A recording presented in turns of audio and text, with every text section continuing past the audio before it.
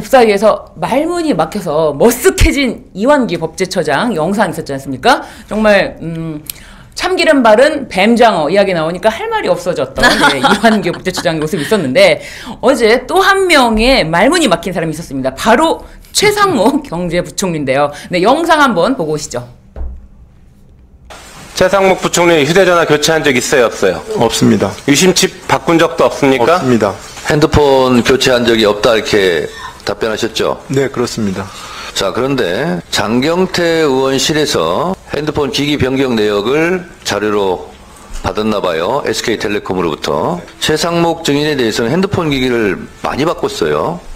근데 최근 것만 제가 말씀드리면 2024년 6월 24일 갤럭시 S24 울트라로 바꿨고 이것을 계엄 직후인 2024년 12월 7일 날 6개월도 안 썼네요. 갤럭시 Z 6개월도 안 폴드 썼 다시 최신형 핸드폰으로 바꿨다는 바꿨네요. SK텔레콤의 답변이에요. 이 자료가 잘못된 겁니까? 지금 제가 핸드폰 기기를 계엄 이후에 바꿨냐고 말씀하셔서요. 고장이 났기 때문에 바꾼 건 맞습니다만 분명한 거는 핸드폰 기기를 과거 거보다 다 가지고 있습니다. 위증이잖아요. 이건 분명한 위증이에요. 오해를 불러일으켜 들어서 그 부분은 제가 송구스럽게 생각합니다. 야, 진짜 너무 뻔뻔한 거 아닙니까? 네. 계엄 이후에 핸드폰을 바꿨냐? 없습니다. 없습니다. 그러더니만은 그 부분은 송구스럽게 생각합니다. 뭡니까? 야, 저런 태도 어떻게 보셨나요?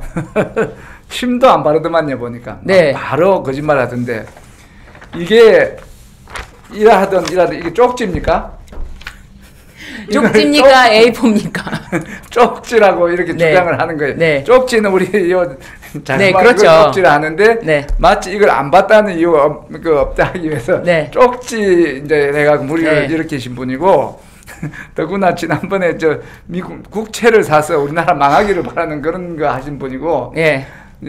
좀 뭐 고시를 하셨는지 어쩌는지 높은 직급에는 올라가셨지만 거짓말을 한다든지 올바른 사고는 아직 못 갖춘 걸로 그렇게 판단이 됩니다. 혹시 경찰 생활하시면서 저렇게 태연하게 거짓말하는 사람들 뭐 저렇게까지 정말 저게 바로 거짓말은 위증이 될 수 있잖아요. 네. 근데 경찰 앞에서 태연하게 사실 경찰 앞에서 자기 거짓말하는 건 위증은 아니기 때문에 좀 성격이 다릅니다만 그런 사람들 봤을 때 어떻게 보통 우리가 거짓말을 하면 딱 드러나는 행동이 있어요. 네. 이렇게 말을 지내기 위해서는 눈동자가 올라간다든지 네. 머리를 좀 굴리는 동작이 네, 있어야 네. 되는데 저렇게 반사적으로 나오는 사람들은 평소에 거의 습관적으로 습관성 거짓말하는 사람이고 그런 이제 범죄자 중에서 그런 유형을 찾는다 하면 사기에 해당되는 사람들이 바로바로 입에 침도 안 바르고 숙달된 그런 형태로 거짓말하죠. 아니 범죄자가 저렇게 바로 없습니다.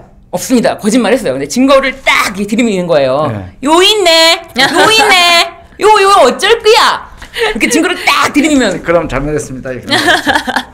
최상목은 그 정도 잘못했습니다도 아니고 잘못했습니다. 이게 뭡니까 지금? 대변인님께서는 네. 이 장면 어떻게 보셨는지? 최상목의 뻔뻔하고 후한무치한 부분은 저희가 뭐 익히 계엄 후에 내란 사태가 있었을 때 익히 봤습니다. 그래서 놀랍지도 않고요. 사실 네. 뭐 국민 여러분들께서도 이제는 더 이상 놀랍지 않을 거라고 생각합니다. 그 부분이 뼈 아프다라는 거 최상목 지금 최상목 총리죠? 경제부총리죠. 네, 경제부총리. 계속 그 권한대행을 네, 저희가 네, 네. 얘기하다가 네. 헷갈렸습니다. 경제부총리께서는 그 부분을 좀 뼈아프게 생각을 하고 국민분들 앞에서 머리 숙여서 좀 사죄를 좀 해야 되는 부분인 것 같고요. 사실 뭐 휴대폰을 바꾸지 않았다라는 이제 거짓말뿐만 아니라 이제 대행을 하면서도 헌법재판관을 계속해서 임명을 하지 않았고 네. 그래서 내란 연장을 꿈꿨던 사람이고 네. 그렇기 때문에 내란 동조범으로 저희는 간주를 하고 일단 봐야 돼요. 그래서 최상목이 하는 얘기는 일단은 다 거짓말이다라고 생각을 하고 볼 수밖에 없는 그런 좀 약간 슬픈 현실들이 있는 것 같습니다. 그리고 네. 또 그것뿐만 아니고 거부권도 사실은 뭐 특검법이라든지 이런 부분에 대해서 굉장히 거부권을 남발을 하면서 본인의 이제 우두머리 네. 윤석열을 보면서 안 좋은 것만 계속 배웠죠. 이제 버티고 우기고 거짓말 하다가 들키면은 그랬나? 하고 이렇게 넘어가면 된다라는 거를 딱 배운 전형적인 나쁜 학생의 모습이다. 네. 학습이 잘못된 그런 학생의 모습이었다라는 네. 걸 저희가 똑똑히 본 것 같습니다. 한 말씀 제가 이제 웃기기 네. 위해서 네. 한 말씀을 재밌어야 되니까 네. 저렇게 이제 목을 이렇게 치기 들어갖고 들지 않습니까? 네. 그게 자기 이름값을 한 거예요. 하목을 했어야 될 상황에서 상목을 안 했죠. 저 자세가 딱 상목이네요, 상목. 상목. 상목하지 말고 하목하세요. 저 상황에서. 네. 송구스럽다고 생각되시면 상목하지 말고 하목을 하세요. 재밌었어요. 아, 네, 최하목으로. 네, 최하목으로. 송구스러운 일이 많잖아요. 그리고 네. 비화폰 관련해서 부승찬 의원이 딱 물어봤잖아요. 최상목 장관 비화폰 받았죠. 그러니까 보니까 있더라고요. 보니까 있더라고요. 받았습니다, 안 받았습니다, 있습니다가 아니고 보니까 있더라고요. 네. 제가 그거 관련해서 한 말씀만 더 드리기까지 했는데 부승찬 의원이 바로 잘랐거든요. 그러니까 비화폰이라는 게 지금 내란 가담자들이 다 받은 거 아닌가라고 네. 지금 다 의심하고 있는 상황입니다. 그런 상황에서 비화폰을 받은 사람이 이 최상목뿐만 아니라 한덕수 그리고 김주연 비서실 김주연 네, 민정수석 등 지금 비화폰을 받은 사람이 꽤 그룹이 있는데 아직 다 드러나진 않았지 않습니까? 이게 드러나려면은 검찰에서는 이거 못 밝힐 것 같아요. 검찰에서는 비화폰 관련해서 못 밝힌다. 저는 이런 생각이 드는데 어떻게 보시나요?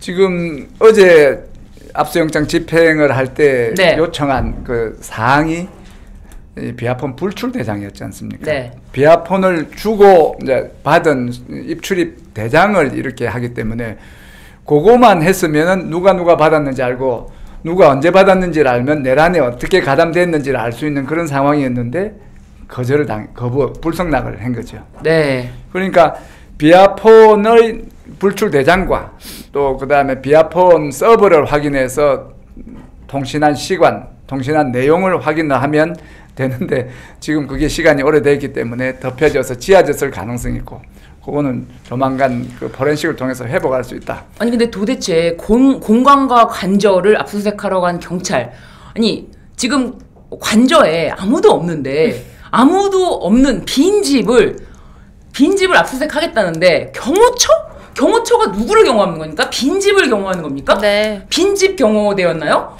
경호처가 그걸 막아서면서 거의 10시간 가까이 대치했다고 저는 알고 네, 있는데 아니 도대체가 10시간까지 대치하다가 그냥 빈손으로 돌아갔는데 어제 이걸 보시면서 어떻게 생각하셨나요?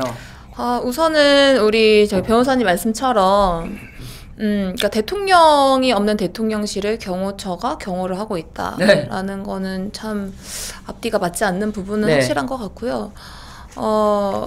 그 10시간 동안 대치를 하면서 이제 취재진들께서 그 경찰분한테 지금 뭐 거기서 막고 있는 건가요? 라고 아마 질문을 하신 거를 제가 언뜻 봤어요. 그러니까 뭐 협의 중이다 약간 이렇게 얘기를 하시더라고요. 그게 어떻게 협의입니까? 막고 있는 게 맞죠.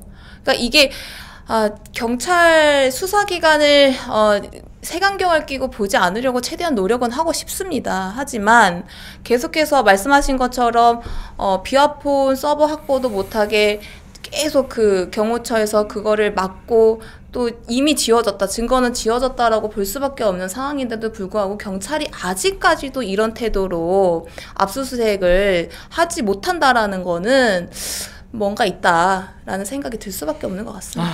아무래도 이제 우리 이삼영 지역위원장님께서 경찰 출신이시니까 좀 여쭤볼게요.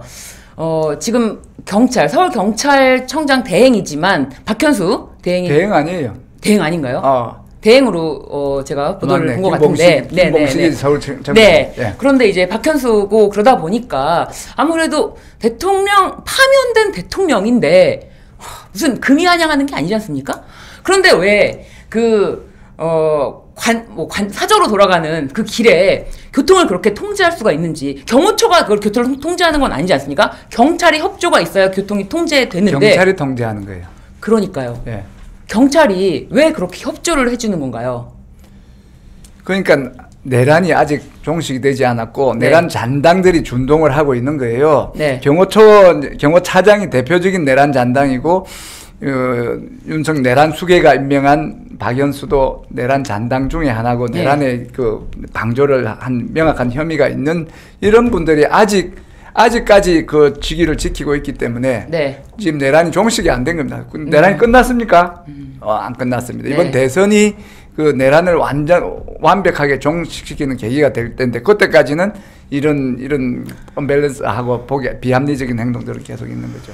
그리고 지금 대통령 경호처에다가 막아라, 압수수색을 막아라라고 명령을 내린 사람은 누구라고 보십니까? 일단은 이 정진석 형식적으로는 그래요. 네. 어제 그 압수를 막은 사람은 그 시설의 책임자입니다. 형사소송법 110조, 111조에 의해서 책임자의 성락이 있어야 되는데 네. 책임자가 성락을 안 하고 불성락 사유서를 경찰에 제출했죠. 그 대통령실에 대해서는 정진석, 그다음 경호처에 대해서는 김성훈. 네. 이거는 지시 안 해도 이제 할 수 있는 사람들이에요. 누구 지시를 받아서 하는 게 아니고 이미 이 사람들은 그런 일에 익숙하고 자기들의 이익을 위해서라도. 네. 정진석도 마찬가지고 김성훈도 마찬가지고 자기 죄가 드러나는 증거가 지금 노출될 수 있기 때문에 자기의 이익을 위해서라도 적극적으로 막을 사람들인 거죠.